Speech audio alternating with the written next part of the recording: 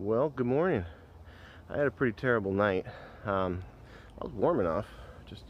I don't know, I woke up about 2:30 and I was just really uncomfortable, and my brain started going, thinking about how everything's falling apart here.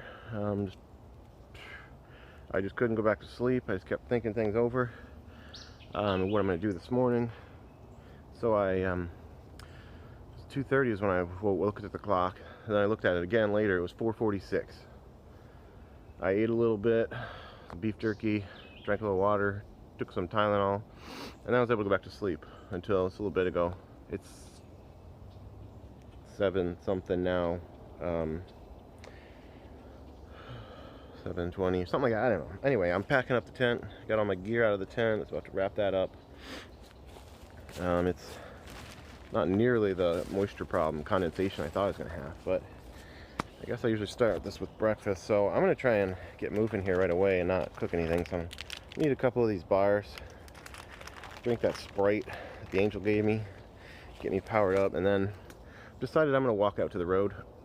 My leg is better than it was yesterday, but it's not just some Charlie horse or whatever that just goes away. I was feeling almost like I could maybe attempt to just walk back along the trail. I don't think I could do all the up and downhill scrambling. And then as I was coming back from over there where I did the business, the morning business, I tripped on a stick and all my weight went on that bad leg, and no, I can't have that. So I'm gonna walk out to the road. I could try and go down this trail, but I think a thing we learn as we get older is that life goes smoother when you take less unnecessary risks. You know, I don't want to make this thing worse. So I'm going to head out to the road. I'm going to send a text to that lady and see if she can still come get me, and if she can't, I'm probably good enough to walk along a flat. I'm just gimping now. I'm not hobbling. So I probably could just do a road walk of it. It'll be further than the hike on the trail, I think, to do it that way, but it'll be flat. So that's what I'm going to do. You know, another weird thing is there were no critters out here scurrying around last night at all. There's like no mammals in this place that I have seen. Again, I blame the gators. Alright, well, let's get out of here. And I don't really know if there are gators here. I'm really questioning that. I don't see any. Alright, well, let's get this wrapped up and get out of here. Well, I'm at the road back there behind me, and the trail angel's coming to get me. 7:45 in the morning. I'll probably be back to camp by 8. I guess I'm really feeling defeated right now. Probably the lowest moment of the trip. Well, that was probably last night about 3 o'clock, 3:30. But it is what it is, and see what we can make of today. I gimped down this road, probably a quarter mile, not far. Yeah, I think I'm making the right decision here. I don't think I could go down that trail anymore. It just keeps like spasming, like, oh, I feel like I keep getting punched in the leg. Every now and then. It's not like predictable even. And I almost fall when it happens, so, I don't know. Here we go. There goes my trail angel. I'm back to the camp. Everything looks to be in place, except half the neighbors have left. Of course, I didn't have any neighbors, but the horse campers are mostly gone. Overcast day. So here we are. So I got the tent out there drying out a little bit. Same thing with sleeping bag. One of the things Missy said before I left was any amount of time I could spend out hiking, any overnights, or backpacking, I mean to say, is a good test of our equipment, and I'm doing research. Figure out what's going right, what's going wrong. So I wanted to do a quick video summary of what I got. Mostly the things where we need improvement, or where I have seen areas for improvement or whatever. One thing, I'm not sure if I could put that away. Like, is the dampness that accumulates in the quilt bad? Can I package that up for the day? I don't know. Like, do I have to try and dry it every day? I'm not sure. Need to work that out. Second thing, this trail map.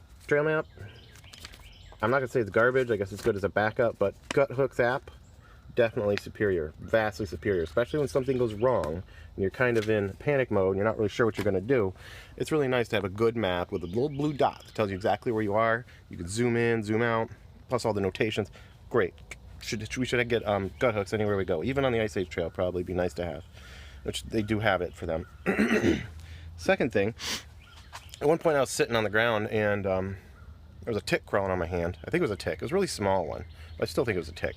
And I kind of was like, oh, I forgot to put on tick spray. And so two things out of that. I think a sit pad would help. Then I went and got my rain jacket, set on my rain jacket, which is a great way to put holes in your rain jacket. So some kind of sit pad need to be worked out. Light option, of course. But then what I did is I went and sprayed some of my goblin spit, my homemade organic, safe, non-cancer causing tick spray, bug spray. This is one dose of just spraying my legs. So this bottle sprays out, I don't know, that would, if I did my whole body, that would only been one serving. That's not going to work. So I guess I'm going to have to go with the off, the deep woods off with DEET in it. I tried. The Sawyer squeeze. You squeeze the bottle. Oh, this is the water from the river. Anyway, it looks like that even after you filter it. But you squeeze that through this filter, and then it's clean enough to drink. But when you squeeze the bottle, it kind of compresses, and all the air comes out the end, and no air ever goes back in. So you can only squeeze it so far before you got to take off the filter, let air in, then put the filter back on. So I think it's worth it, especially if there's going to be, two people, you're splitting the load. They come with a bag that you roll up, like you fill it up with water, you roll it up like toothpaste. That's just going to work a lot better. Don't try and use the actual bottle, I think, just to get the water filtered a lot faster. Next thing, this is I believe 10,000 milliamps. Battery. It's got 4 of them there, 4 little lights. One of them, my phone got down to like 50% yesterday. So one light fills it back up to 50%. So 10,000 milliamps for this phone is 2 full charges. Good to know. The other thing, the video yesterday was kind of long, but that took up 8 gigabytes of space on the phone. So I had to delete stuff even to make this video right now. So when purchasing a new phone, we want to think about that. 8 gigabytes per day, if we want to try and not have to delete the video every time. And when I was shopping, I got the lightest little knife. Very sharp, worked really well for opening stuff. But honestly, I felt a lot more safe and secure out there because I brought this big one with me. I had that with me overnight in case a raccoon attacks. Another thing that I don't have out here, a visual display, but I have the inflatable air pillow on the air mattress. Every time I roll over, it pops out from under my head. And I remember Misty was complaining about this, and I think your solution was to put a buff over it. I didn't want to carry a buff. I didn't really have a problem with that before when I used that sleeping pad, but I did last night, to the point where I wound up putting my dirty old stinky t-shirt over it. So some kind of dedicated, maybe like the pillowcases that they have on the airline pillows. Something real thin and not too heavy might be nice. Gotta have some kind of solution for that, though. Once I did that, it stopped shooting out from under me so much. And probably the last thing, something to research here. This is my food bag. Much bigger than I thought it was going to be. But this is a OpSac odor-proof sack. And so my idea there was to do what Jupiter from YouTube does. Jupiter Hikes, I think is his channel. He's an ultralight hiker who, I guess, advocates that instead of a bear bag. If you don't have to carry a bear bag, and I decided not to because I was saving several ounces by not carrying one, and I was just going to keep that in the tent. It's an odor-proof sack, and then I was going to put it in my backpack, which is inside of a contractor bag, which is inside of a Dyneema pack. I felt pretty secure there that there's not really much odor coming out, but the question that came up is, what do you put in there? Your food's in there, okay. Let's say, even if we're using a bear bag, what goes in the bear bag? Just the food? Because then I started escalating, like, well, what about my my cook pot? Does that need to go in there? It smells like food. What about this rag I wiped the cook pot out with? So then I just put those things in there. And then this morning, there was moisture in this stuff, which got into my oatmeal a little bit. So I need to know exactly, and your trash. I'm guessing trash goes in there. But then in the middle of the night, you want to have a little snack like I did last night. What would you do? You got to go get it out of the tree? I don't know. I think I need to learn more about this whole bear bag concept, even this odor-proof sack concept, and what we're going to do there. I think that's all for right now. Those are my observations. Sorry if it was long-winded. So one final comment is something I asked the trail angel who lives right along the river, that rope swing going into the river, you know, and I'd been making comments about gators, but I don't really believe there are gators out there. She said there's gators out there. There's gators. What'd she say? Any body of water in Florida has gators in it. So there were gators in the river while I was gathering that water last night. I was feeling like an idiot getting that water out of the river. Like, I was standing there like watching for a gator, getting ready to leap backward. I was like, I'm being stupid. There's no gators out here. There's gators out there. She said they're scared though. She's been swimming in that river for 30 years. I think that's what she said. Nobody's ever been attacked. The gators swim away. They're afraid of people. So there you have it. Oh, and I did see a squirrel this morning out there in the woods as I was walking out to the road. So there are mammals surviving despite the gators. Just few and far between. Yeah, all right. It's not even 11 o'clock yet, but I'm thinking about calling it a day for today's video. I got everything dried out, put away, all the backpacking stuff. I also went up to the camp store and bought a adapter for that outlet there. It's a 30 amp outlet, so you can't just plug your stuff. Like, I can't plug my laptop recharger in there, but I got an adapter. It's $5.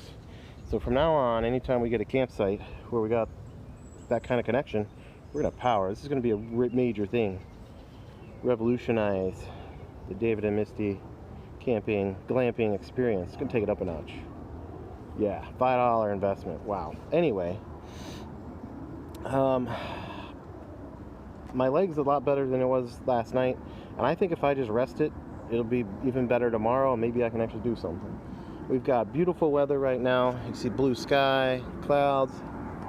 There's like nobody at this campground but me.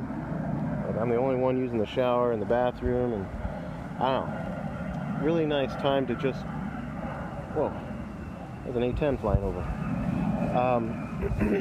Really nice time to just relax. And to be quite frank, that's not something I've done on this trip. I keep saying it. You've heard me say it so many times. Like, okay, well, I'm done for the day. I'm going to go relax now. That's not what I do.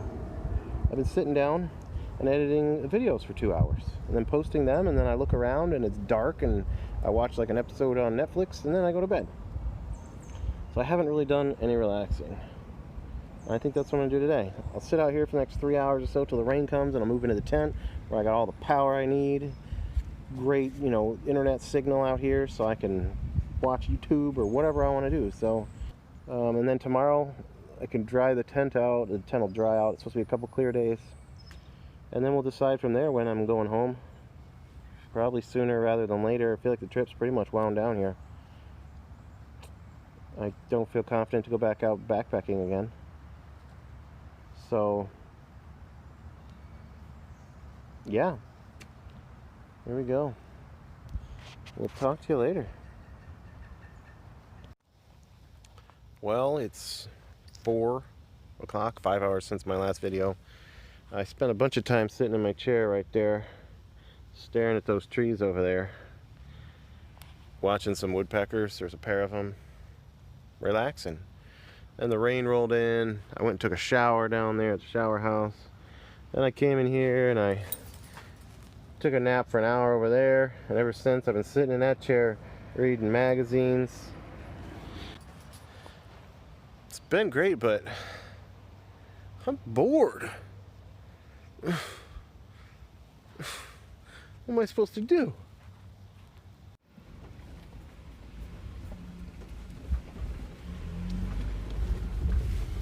Wow.